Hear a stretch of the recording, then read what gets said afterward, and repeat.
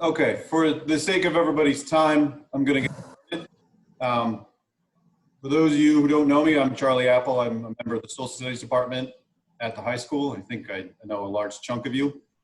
I thank all of you for being able to attend on such short notice. I think we all have a lot going on in our lives and we're all in different places. And so I know that it's not the easiest to devote some time in your day. But I think all of us can appreciate that this is an important subject for us to be talking about in light of not only what's going on around the country and around the world, but at any point in time, it's valuable for us to think about justice and think about how we can improve the quality of justice within the United States and even abroad. So just a few admin points of interest before we get going. If I can just ask, and it looks like most people are aware of this, if you can just keep your mics off as we are allowing the panelists to have their discussion and as I'm trying to facilitate that discussion. If you do have questions that you would like to raise, either for me or for one of the panelists, we do welcome those questions. If you can please direct those in the chat to Ms. Kirtane. So direct your questions to Ms. Kirtane privately, and then she will kind of organize those things and then send them to me, and I can ask them, I can direct them towards either one of the individual panelists or the panelists as a group. Mr. Apple, can I just make one suggestion? I'm sorry if you're already going to make it. That people change it to speaker view, because with the multiple pages on the top right corner, if you put it in speaker view, it'll highlight the person speaking. Okay, thank you, Mr. Bizzuto.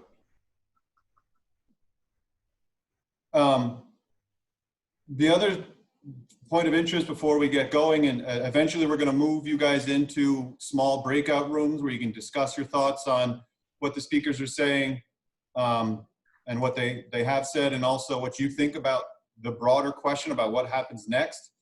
I just want to remind everybody of the expectations of mature and empathetic listening and engaging in conversation.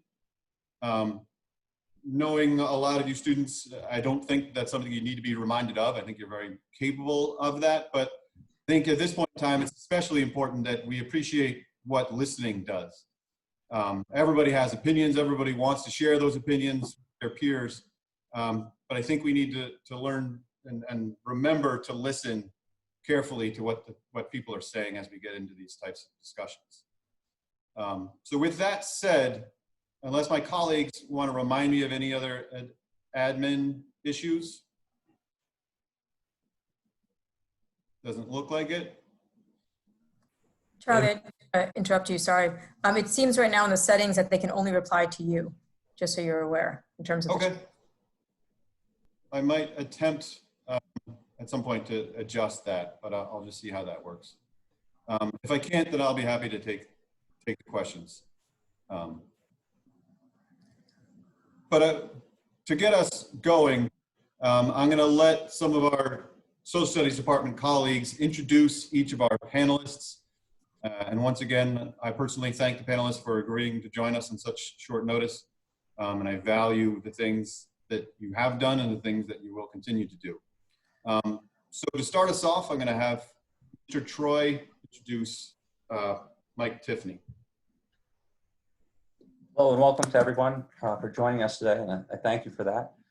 It's an honor for me to introduce our first guest. Mr. Tiffany has been a longtime family friend to my father, and then obviously through me as well. Mr. Tiffany worked for more than 35 years at the New York City Police Department. When he retired, he was Assistant Chief of New York in the Intelligence Division. After his retirement from the New York City Police Department, he spent 3 years at the Office of National Intelligence as a Deputy Director. And then from there, he came back with his work to New York as a consultant for intelligence with the New York County District Attorney. So Mr. Tiffany, thank you very much for joining us. Thank you. Thank you. Next, I'll have Mr. Miro introduce Johanna Garcia. Thank you, Charlie. Thank you, everybody, for attending. Johanna Garcia the Chief of Staff for New York State Senator Robert Jackson. She is a lifelong community activist addressing the education, housing, and healthcare needs of Upper Manhattan. Johanna will be a candidate for City Council District 10 in New York City in 2021. Johanna is the daughter of Cuban immigrants and the mother of 3 children. I've been fortunate. I've known Johanna for nearly 10 years. She's a good friend of my wife's, having served together on our children's parent-teacher organization for several years together. Her life has been defined by her efforts to confront the most significant challenges facing our community. That has not been easy. Easy is common. Anybody can do easy. Johanna Garcia has led an uncommon life, and I'm thrilled to have her join us today. Welcome, Johanna. Thank you for having me. Thank you, Dan. Okay, and finally, I'm going to have Ms. Kirtane introduce our panelists. Welcome, everybody, and thank you for being with us. I'm privileged to be a part of this whole session, and even more so privileged to introduce a good friend and brother to me, Torrance Watson. Many of you might know him. Tori is an educator, a coach, a mentor, and part of a long, long legacy of Ridgewood High School graduates dating back to the early 1900s. So we're very fortunate to have Tori here. I have known him as a big brother. He used to walk me to school when I was in kindergarten, and we both were Travell Tigers in Ridgewood. So his involvement in the school system, his involvement in all of our lives have made this community a much better place at Ridgewood. So thank you, Tori, for that. My pleasure. Thank you. Okay, so to get right into it, hopefully everybody got a look at the agenda for today. The question that we want to focus our discussion around is what changes need to occur to address the issues of injustice raised by the recent protests. And I want to start off with that extremely broad question for our panelists. And I'll let you speak freely over whoever wants to begin. And then we can try to guide ourselves towards more focused elements of that discussion if need be. But I want to start off broad and give you guys the freedom to take it where you will.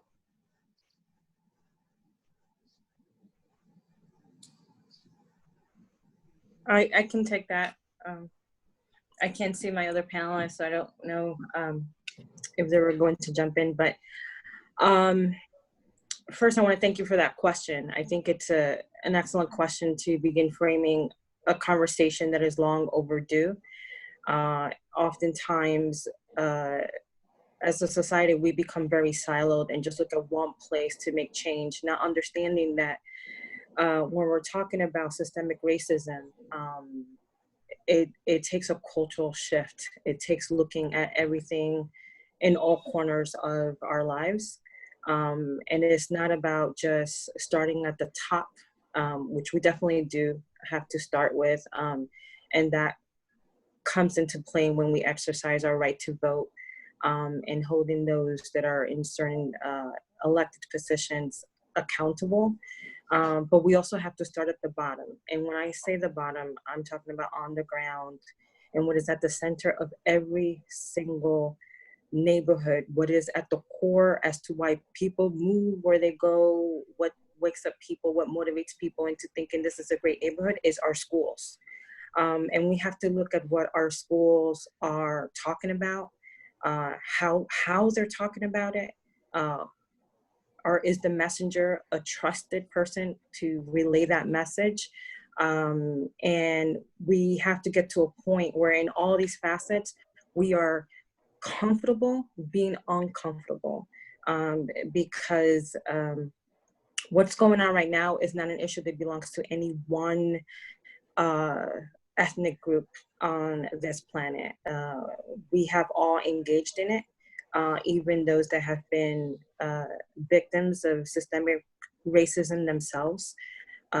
We have all been complicit in perpetuating those systems. So I think it's going to take a rude acceptance of being uncomfortable, not for a sprint, but for the long haul. Thank you. Mr. Watson, Mr. Tiffany, responses to that, different thoughts you had in answering that question?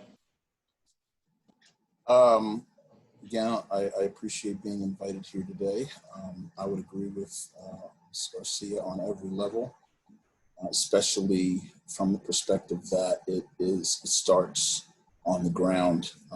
This is a core problem. This is a person problem. This is a people problem.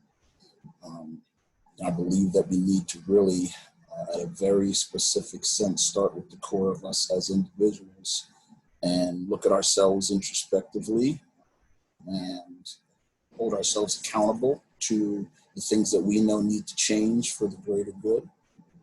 And then I believe our job is to continue to mobilize that thought to as many people as possible. And starting with how we maneuver through the schools and the way we are educated with this is a very good and important place to start. I think when you're looking at the core of injustice, it's a lack of fairness, and the fairness of the refusal of people, of individuals, to admit to the larger problem is what's driving it. The refusal of acknowledgement of the feelings of the outraged, which includes constituents from every background, is a problem. The refusal of action of many that are in power is a problem. The refusal of action of individuals to consistently do things to incite change over a long period of time is a problem. And, that's something that can fall in all of our laps. This situation, my prayer is that it will affect people to their core to make this a lifelong commitment, and a lifelong commitment of doing whatever we can do to try to incite this change. Thank you. Mr. Tiffany, Yes, similarly, is there other ways that you might have taken the question? I would have looked at the question from my own experience. I spent over 35 years in the New York City Police Department, working in very disadvantaged neighborhoods. I spent 3 years down in Washington working the Director of National Intelligence. I spent, up until January, I was with the New York County District Attorney's Office. My experience is somewhat different than the two prior speakers. If you are a person who wants to have your voice heard in New York City, there's no problem, no problem. Now, there are different ethnic stereotypes. That's something we have to get, we're all victim of that. But as far as most people doing most things, I think we are in very good shape. I think we're in much better shape than most of our European allies. I think we're in, again, I don't want to confuse this and say it's perfect. It's not perfect. But I think we're in very, very good shape. Thank you. I want to return to Mr. Watson. You mentioned this notion that we consistently refuse to admit to a larger problem. I wonder, and this is a challenging question. I think I'm putting a lot on your shoulders, but you got big shoulders. What is the problem that you feel we refuse to admit to? When I categorize the refusal to admit to a problem, I think it's, maybe I more appropriately should have said it's a refusal to admit to the reason that people are outraged and people are hurting. When you involve yourself in conversations like this and you deal with conversing with people with different opinions, you hear all sides. And, there's a large contingency of people who will, for lack of a better phrase, either make an excuse or make their understanding of what's going on, which isn't really factually reticent many times to what is going on. And to me, it's just kind of, a refusal to understand that there are some real large-scale problems and small-scale problems, of course, as I started with the individual, that are driving the whole situation. In speaking to that problem, Ms. Garcia, you brought up schools, obviously something that a lot of us are connected to and things that we care about. Can you elaborate a bit on the extent to which you feel that schools don't adequately acknowledge that problem? If that's how you feel, I don't want to put words in your mouth, but you mentioned that we're all complicit and that it starts at the bottom with schools. Can you elaborate on that a bit? Sure. There's a movement, at least in New York City, and I think it's spreading at least statewide, to have culturally responsive education. And that looks different in different places. And it's about making sure that our libraries are stocked with books from different authors, from different backgrounds, that the protagonist can be a person of color, for example. And I want to speak a little about isms, and that is just not racism, but there's also sexism. So I just want to elevate that issue in this space as to groups that have been marginalized.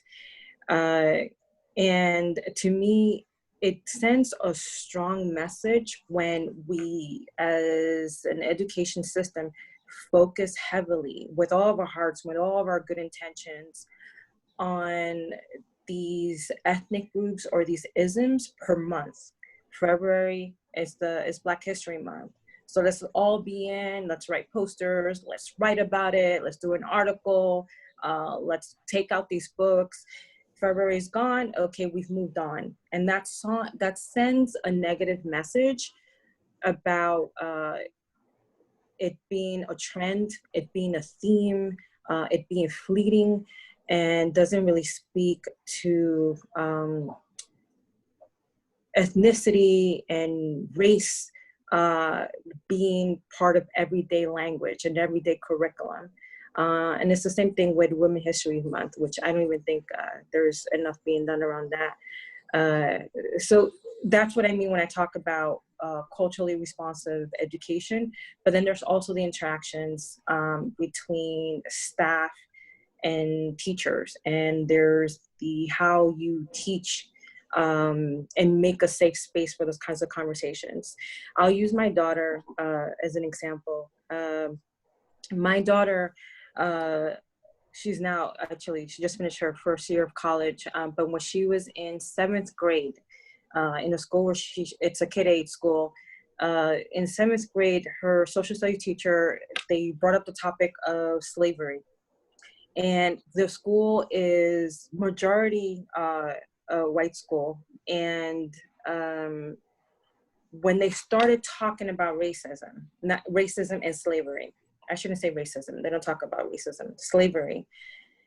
It was unfortunate to hear her say that these peers that she's had since kindergarten starting feeling uncomfortable around her and starting being a little timid in looking at her. And at the end of that class, a boy, a peer approached her, didn't say a word, and touched her hair. And he said, "I was just curious what the texture of your hair felt like." That, to me, spoke volumes of a missed opportunity. She's in 7th grade in a K-8 school. The missed opportunity between K to 7 for there to have been cultivated an environment where these children who are friends and see each other all the time don't feel uncomfortable with each other all of a sudden, and having these real conversations. And I thought maybe it was just a one-time thing, but I've had 3 children in the school, and my second daughter experienced the same thing. And when they brought up again, it's kind of like this uncomfortable, awkward feeling when we start talking about slavery in schools. And with my second daughter, she was told, "Oh, so you're part of the," I think the the peer said, you're part of the 11% because only 11% of the school is Black or Latino. So I think we do have to change the consciousness in our school. There is good intentions. I know that that teachers and administrators have all good intentions, but we need the children of color to be part of developing that curriculum. They need to be able to inform that, because no one can tell you how your shoes fit unless they're actually wearing them. So I think that there's a disconnect there. Thank you. I'm going to ask this question to the group. I think I've mentioned kind of broader society-wide elements that are kind of things that grow over not just a year or a couple of months, but over decades. And I think we can guess how those things might lead towards what we're seeing, the frustration across the country. But can we speak to maybe a little bit more the immediate, so something that it doesn't take necessarily decades, but something more direct, a source of the outrage and a source of the frustration that's being expressed across the country, and where that comes from. For example, and perhaps I'm not going to ask you to speak first if you're not comfortable doing so, Mr. Tiffany, but there's a lot of attention being paid to the police and relationships between minority communities across the United States and law enforcement. So if people have thoughts on if maybe we can draw the line that connects what's taught in schools with the experience of relationships between law enforcement and people of color. Did you want me to respond? If you'd like to. Yeah, I know I called you out, but I gladly will. I can't speak to the United States. It's a very, very big country. I can't speak to Minnesota. It's a very different place. I can't speak to New York City. If you are a patrol officer or whatever, detective or working in these precincts, I was the commanding officer of the 40th precinct in the South Bronx. You meet a whole variety of people, You can't put all of them in one box. I stress to you that living in New York City, if you ride the subway, ride the buses, walk around, get out of our little neighborhoods, you get exposed to everybody. In New York City, there's over 160 different languages spoken. There's a whole variety of people here. Most of them are very good people.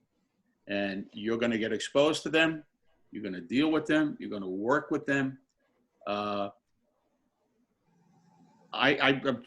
don't want to take up your time, but I would just say this to you, that my experience here in New York City is it's a great experience. And I stress, I think we're talking about a problem that may not exist to the degree we're talking about. Mr. Watson, Ms. Garcia, can you respond? Yes, I like to chime in. In our neighborhood, I used the word siloed earlier, and we can very much be siloed in looking at the world through our tinted lenses. Just last night in the South Bronx, I think 200 individuals were arrested for protesting, and there are videos depicting police brutality, just a lack of restraint. And I would never condone violence towards officers because I know they get up, they put on a uniform, and basically putting on a uniform is putting a target on their back. So I respect that they're there to protect and serve. But the number of individuals that are just incarcerated overall, when we look at mass incarceration, just speaks to things not being okay. And that is what everyone is speaking to. What's going on a national level It's especially hurtful in New York City, because in New York City, we are very diverse. In New York City, we walk with each other every day. And still, we are seeing that those that are there to protect us are actually taking a different approach and a different tone. In making that, in speaking to your earlier question about the connection between school and police relations, there is such a thing as the school to prison pipeline, and even our disciplinary policies in our schools. If you look at the statistics, there is a higher number of students of color and a higher number of students of color that have IEPs, that are students with special needs, that are taken in. We have safety officers in our schools, and it should be safety officers. It should be, if there's an issue with bullying, if you're just not feeling safe, you can talk to that safety officer. Safety officers should not be in our schools, police our children. You have metal detectors. So we're basically already from an early age communicating to our children. And those metal detectors, most of them in New York City are in schools where there's a high number of children of color. You're telling these kids to get used to an environment that is prison-like, that they are not trusted. I said, so I just wanted to, it's not okay. In the last 2 or 3 weeks, I've been getting texts and phone calls and emails in any way that people can communicate with me, really crying out at the injustices. And George Floyd, just want to say the name George Floyd, he was not the first. He is just one of countless. And we, New Jersey and New York, we've been quarantined for a long time. And when we look at who was impacted mostly by COVID-19, COVID-19 does not discriminate. What does discriminate is our policies, our housing policies. People of color tend to live in overcrowded places. They tend to go to school in overcrowded schools where they can't social distance. Our healthcare, people of color tend to have a higher rate of being low income and don't have access to healthcare or quality care. There are policies, and that's what I talked about when I said systemic racism. There are policies that already predispose people of color to get a raw deal whenever something happens. And right now, with George Floyd, there is a huge outcry, huge uprising, because there was already a disparate impact of COVID-19 on people of color. And in itself, even though it was an action, people feel that is violence. It is silent violence to not fix some of these policies so people can live and have quality of lives. And so then when you have this occur and it's on video and everyone is like, I think it was just excessive force. Hold on, let's take a look at this. It really hits people in a way that they've been traumatized over and over again, and that they've normalized until now. And I think people are ready to not normalize it any longer. Thank you. So, Mr. Watson, she just spoke to some national issues that are going on that are, she mentioned the word systemic. And Mr. Tiffany and Ms. Garcia both mentioned the dynamic that exists in New York. And we tend to think of ourselves as part of the New York area. You and I root for the Knicks. For life. Always. But I wonder if you would be able to speak on the extent to which that's similarly reflected in Bergen County and in Ridgewood, and what you think about how you would characterize the experience of, for lack of a better word, race relations and appreciation of ethnic difference throughout Bergen County and specifically Ridgewood. Well, Ridgewood is a very different place. My experiences in Ridgewood, they're also reticent to my age bracket and the time at which I grew up. Ridgewood is a extremely positive place in many ways, and the large part of it doesn't necessarily reflect the things that were just spoken about. However, the core of those things that were spoken about, and core of the problems that exist in a place like Ridgewood is the lack of understanding and sensitivity that people go through, of the different things that people go through. And, you know, that is really what has accounted for a lot of that unrest.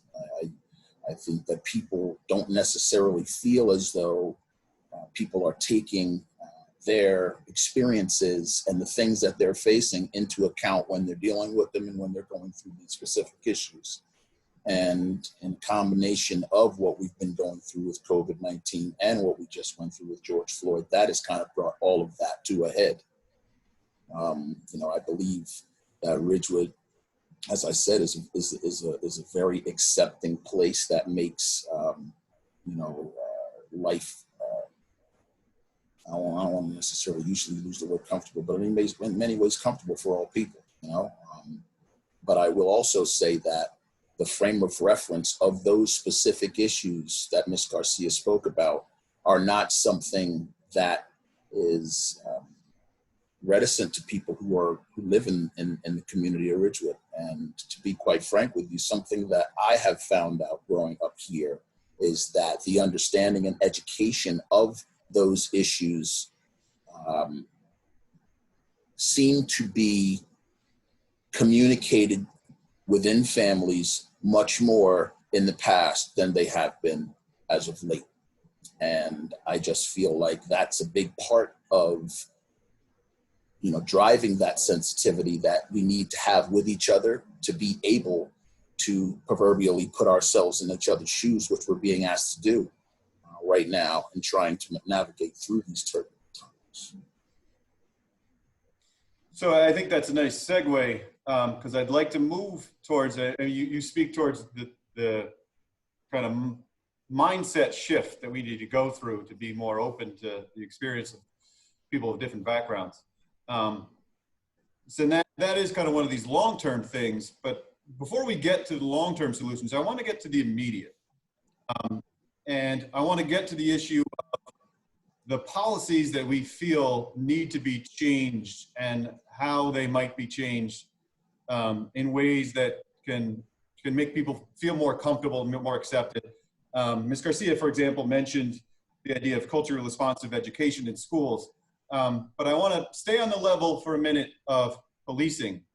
And an example of a policy that was changed in response to an outrage, specifically in New York City, was the ending of stop and frisk. And I wonder if those of you involved with New York City can speak to whether or not you feel like that was an effective step that was taken towards more culturally responsive policing, and what further steps can be taken to kind of increase the level of comfort and equity that we see in policing throughout the city and even throughout the region.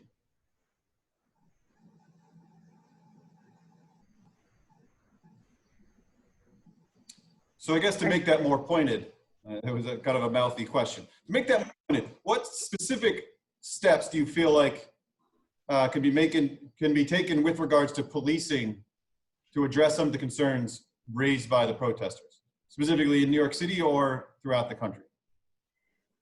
Right now, the New York State is considering full repeal of 50A, which shields officers from accountability.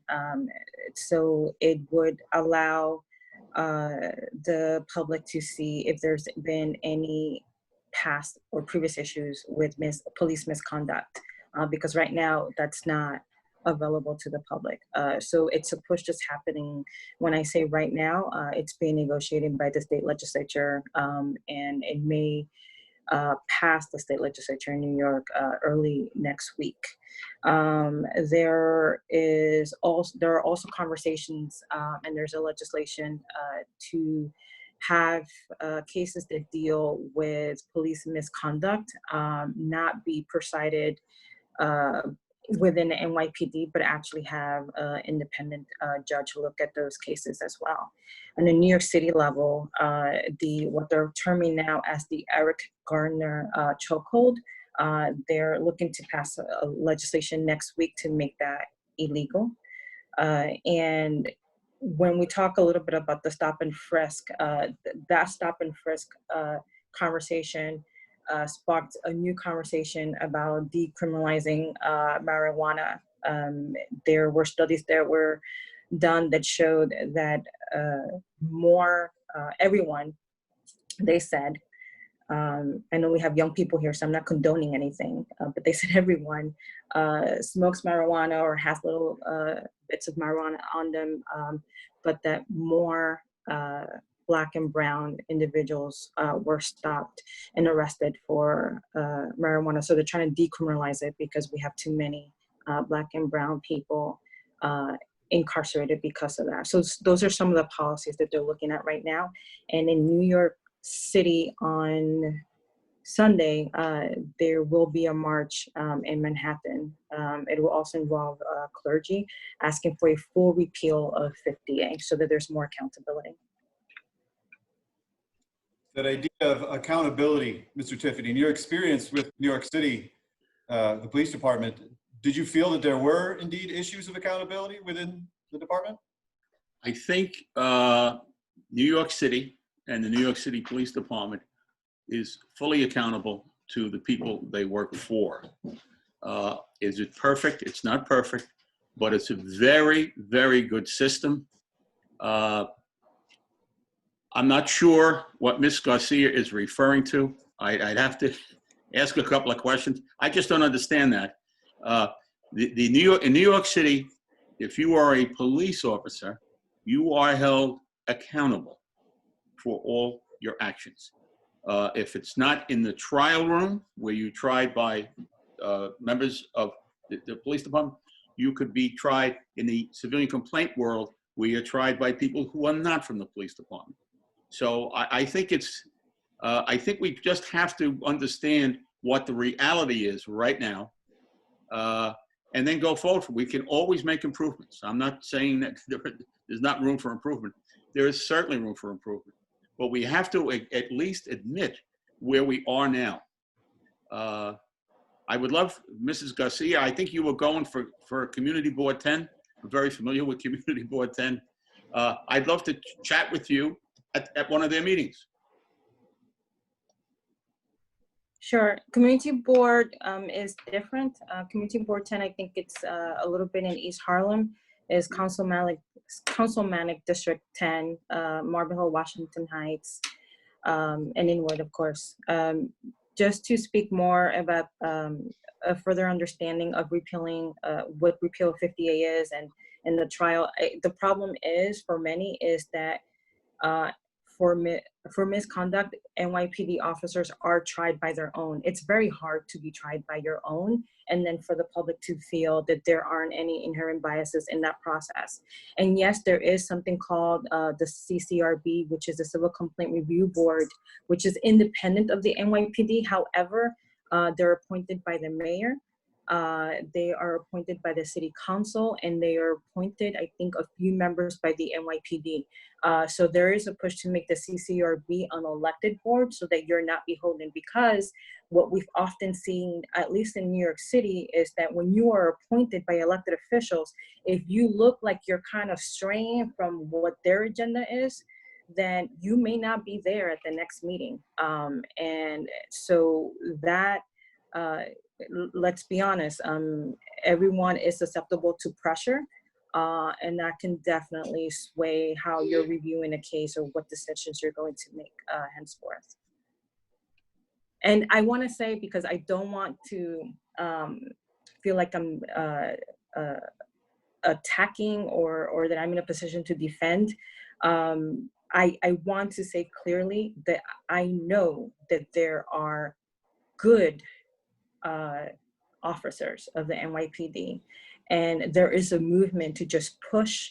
You know, I know there's language about making it better. It's just that where we are right now, that not making it better is literally costing lives. So we can't be complacent in, yes, it could be better. We can't be complacent. We've shown what that complacency has brought us. And I don't want to have to be at a vigil and say another person's name because we were complacent with it could be better. Everything could be better. And right now we have a moment to make it better. Mr. Tiffany, I think we would benefit from an explanation about what accountability the process. So let's say an officer is accused by a New York City resident of misconduct, be it police brutality or any other type of misconduct. What steps would that officer be subject to? And are there areas within that process that you feel are where errors occur? If there is a bad cop out there, what steps are available to address either evidence of racial bias, evidence of overuse of force, not being appropriately punished, things like that? So I'm sorry, if I could just get your question. I'm not sure what the question is. Your question is? If you could just describe to us what the process for holding officers accountable when they're accused of misconduct is. Well, it depends on where the accusation is. If it's at CCRB, you go down to CCRB. Can you just tell us what CCRB means? Civilian Complaint Review Board. I'm sorry. Okay. Yeah. That's okay. If it's viewed by CCRB as outside their interests or their concern, it goes. CCRB is a private entity. I just find it interesting that in this period of time where I think there were, I forget the number, the very low number of homicides in New York City. If you go back to 1971, 72, 73, there were 2,200 homicides in the city of New York. No one's talking about that. No one's talking about what caused that, what allowed that to happen. But that's been corrected. That's been corrected. The NYPD is not a perfect agency. In fact, working in the federal government for 3 years, it probably would go with a lot of the agencies on the federal side. But that is not, that by itself does not allow wholesale changes. If you want to make a change in the NYPD, I strongly recommend that you get involved. You get involved with the PD. You get involved with CCRB. You'll find that there are people in the NYPD who are more than willing to take a justified complaint and deal with it. You have now the current police commissioner is an exceptional person. I'm surprised that he's actually the PC. He's doing a great job, and we'll see what happens. I just feel, and I'm not defending everything that PD does. I'm not saying that, but I think that it is, as far as a responsive agency, responsive to the community, it's extremely responsive. So we have questions about the relationship and the efficacy of the population with regards to policing. If there are other bigger, to take the shift now towards structural changes that we feel are necessary, if there are structural changes that we feel are necessary. Again, it was brought up, changes that can be made with regards to schooling, the curriculum that students learn in school. Something of personal interest to me, and Ms. Garcia mentioned this briefly, is housing. I teach geography here at the high school, and I pay a lot of attention to where people live and how they interact in the geographic plane. If not with regard to housing, are there large-scale changes that you think that either the New York area, the tri-state area, or even the nation can work towards broadly? If I wanted, keeping an eye on time, I'd like to talk about that for maybe 5 minutes, your thoughts on broad structural changes. And then before we go to the breakout rooms, perhaps get some thoughts from you on what students can do, what young people can do to get involved in bringing about the changes that you feel are necessary. So but before we get to the young people, to any of the three of you, what big ticket items, what big structural changes would you advocate to help address some of the concerns that are being raised throughout the country? Before they answer that, guys, just real quickly, I'm sorry to interject. I think that's a good pivot because in a lot of ways, the conversation so far is approaching structural elements in our society far downstream from their source. The relationship between the law enforcement community and communities of color in New York City are what they are because of the larger forces at work that Charlie's talking about. And not to dismiss anything that's been said because it's very, very, very important. But until we address those long-term structural elements of this conversation, there's going to be stress, there's going to be tension, there's going to be pressure on both of those groups in their relationship. That's not going to end. Okay, I've been in New York most of my life.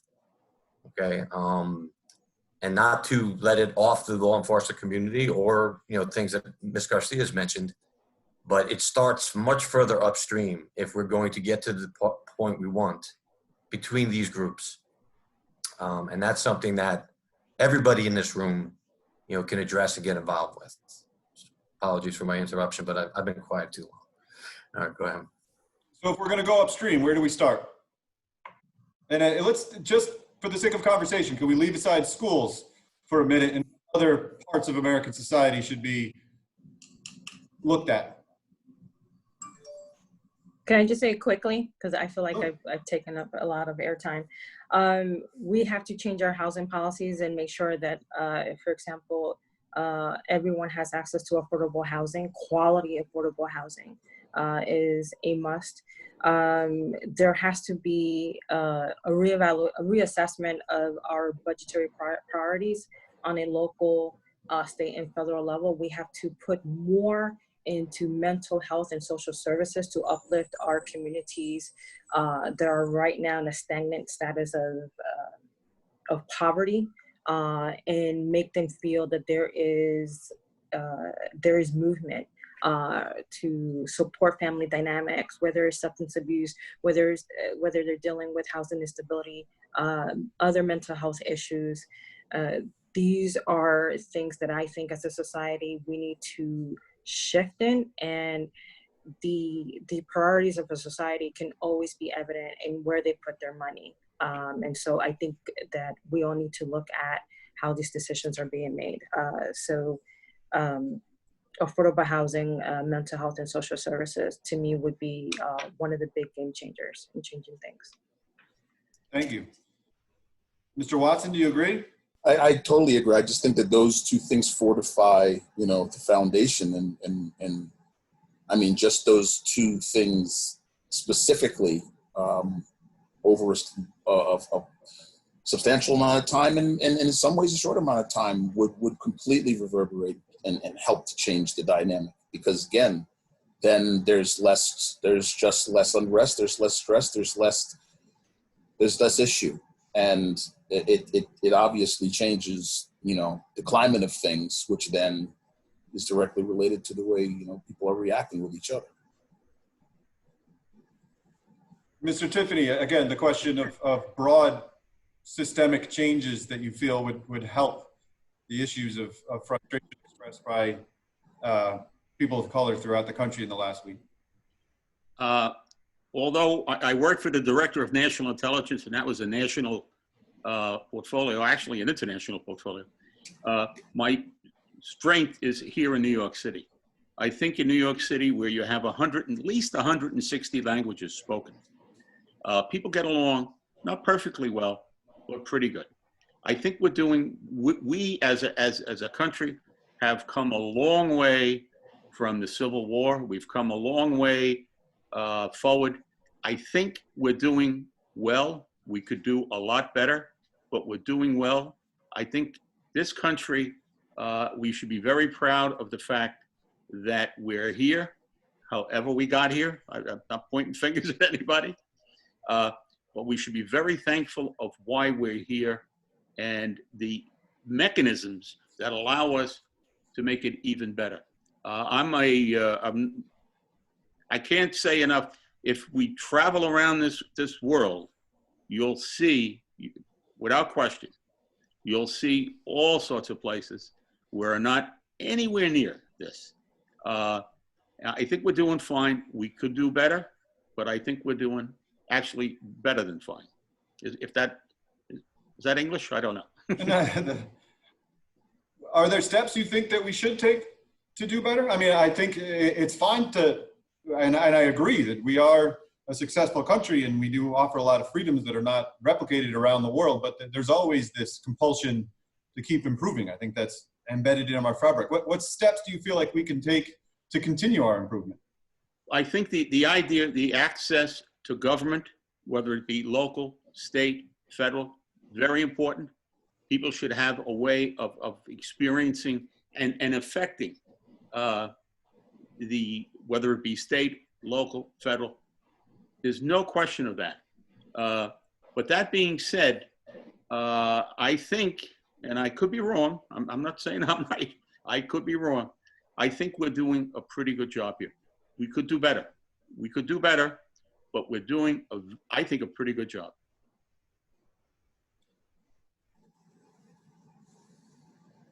A question from Ms. Kier today just popped up that I think is a good opportunity for me to shift towards over the last couple of minutes, thinking about young people. And the question was how you alter behavior. That we have good people doing good things throughout the country, but we also have some people that are intensely frustrated in all different elements of American society. And that frustration is directed at people they feel that are not doing as well as they could be. So what steps can young people take? This is the students here and the broader society of young people throughout our country. What steps do you feel like they should be taking to try to, again, be better?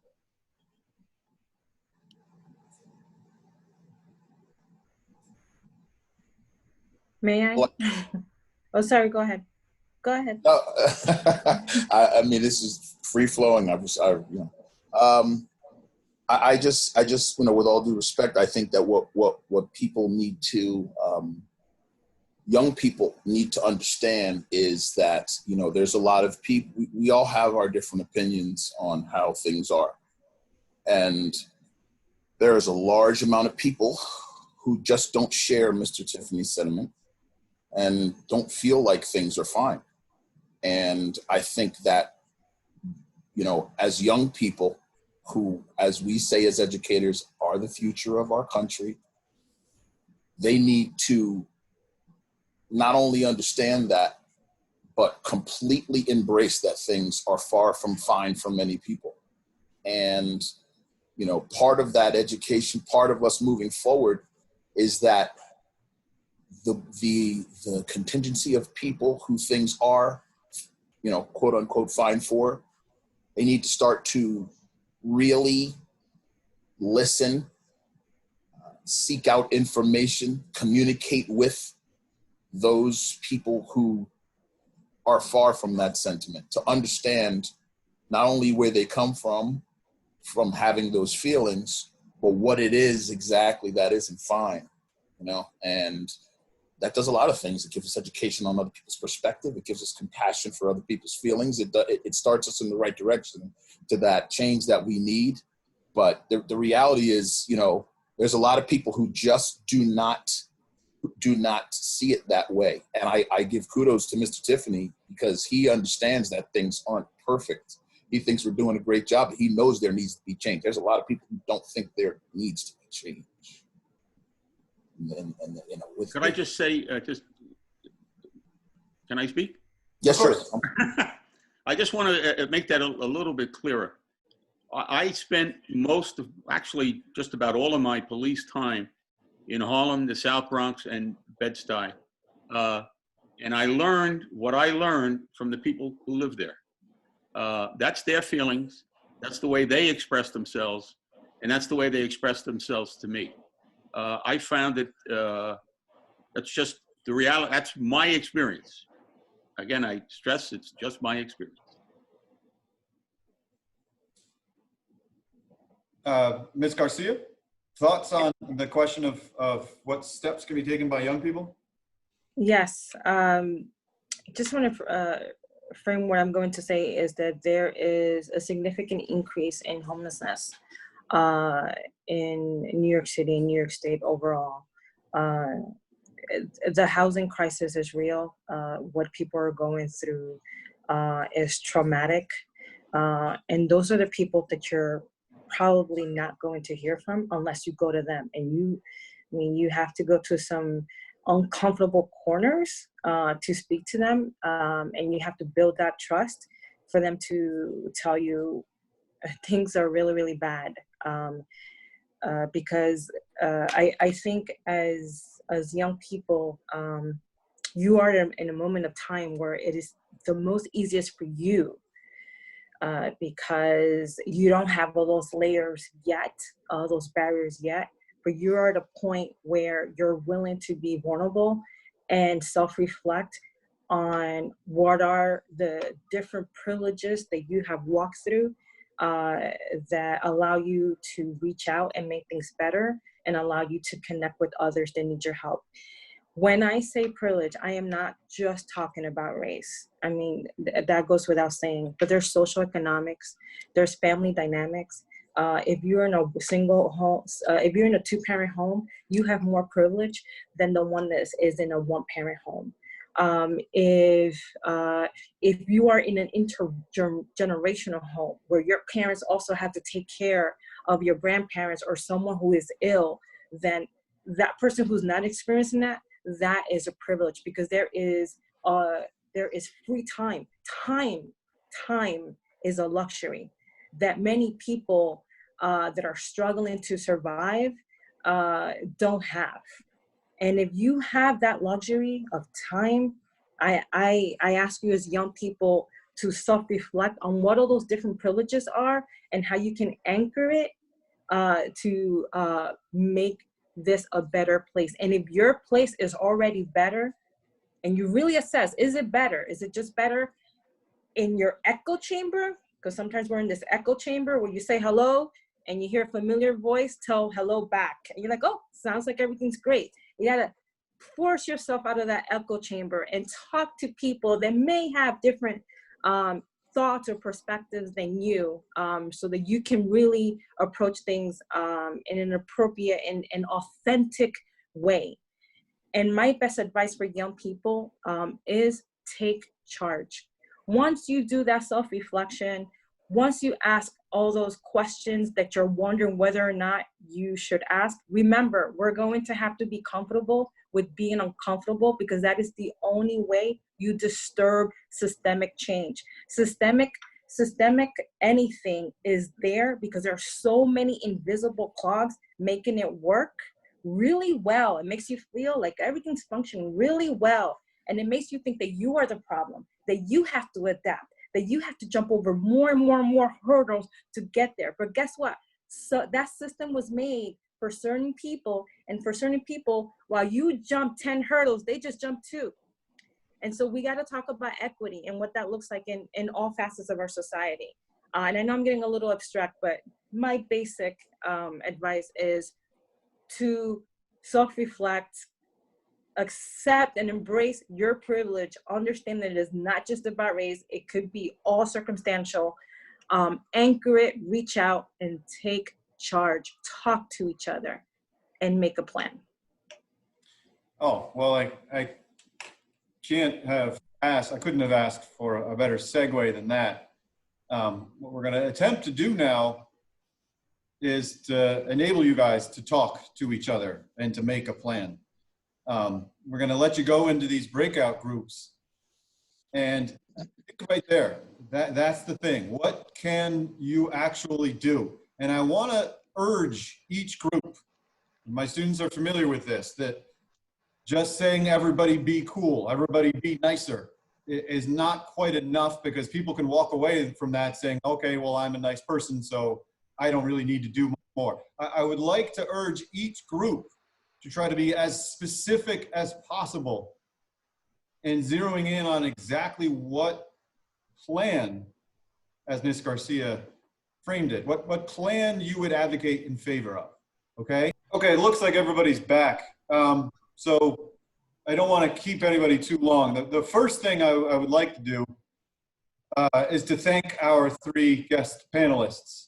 I can't quite see. Charlie, Joanna had another meeting. I'm sorry. Joanna, is Mr. Tiffany still here? I can't see if he is. He's here. Yes, yes. He's on mute. He's here. Okay, so thank you to Mr. Tiffany. Thank you to Mr. Watson. And thanks to all of you for, again, as I said at the beginning, for such short notice for taking time out of your day to have this conversation. And we'll leave by saying this. I actually felt like I needed to apologize to students who attended the segregation symposium, because I allowed it to be left in February. I didn't pick up and follow up with that as intensely as I feel that I should have. And I think that's something we can all kind of reflect on, that we can't allow these types of conversations to be something that we only have in the week that unrest appears within our country. We can't have them just in February. And as inconvenient as it might be, given all that we have going on in our lives and all that we is expected of us, I think that the more that we give ourselves excuses to opt out of these conversations to pursue other things, the more that we don't allow ourselves to continue to improve as a country and as a people. So I appreciate your participation here, and I'll just urge you to continue to pursue these conversations and the ideas you have moving into the future. Okay? Thanks again, everybody. Have a wonderful weekend. You too. Thank you. Thank you. Thank you. Everybody. Thank you. Thank you. For putting this together. Thank you. Thanks to the speakers. Thank you. Thanks very much.